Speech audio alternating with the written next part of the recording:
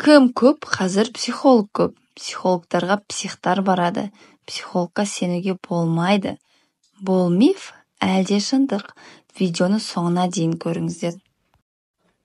Психолог деген кім? Психолог сөзі грек тілінен аударғанда жан және ілім деген екі түсінікті береді. Яғни жан туралы ғылым. Сондықтан психологты қарапайым тілмен айтқанда адам жанын танып білуге көмектесетін маман деуге болады. Психолог өмірдің әртүрлі қиындықтарына оқуда, отбасында, қарым-қатынаста, өмірлік жол таңдауда, өзін-өзі дамытуда туындаған тағы да басқа мәселелерді адамдарға кеңес беруші маман.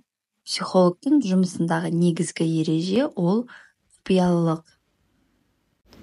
Психологпен жеке кеңес барысында диагностика, талқылау, анализ жасау және сізге қажет психологиялық әдістермен жұмыс жасалынады.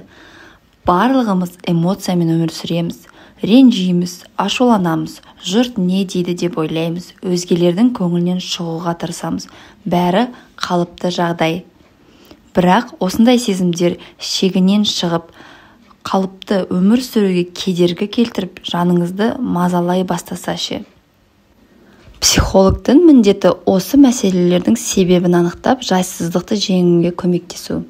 Психологпен жеке кеңес барысында диагностика, талқылау, анализ жасау және сізге қажет психологиялық әдістермен жұмыс жасалынады.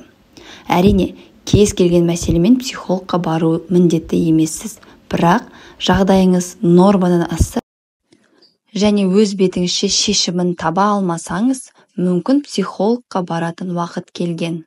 Каналға тіркел, қазақ тілді психологияны бірге дамытайық.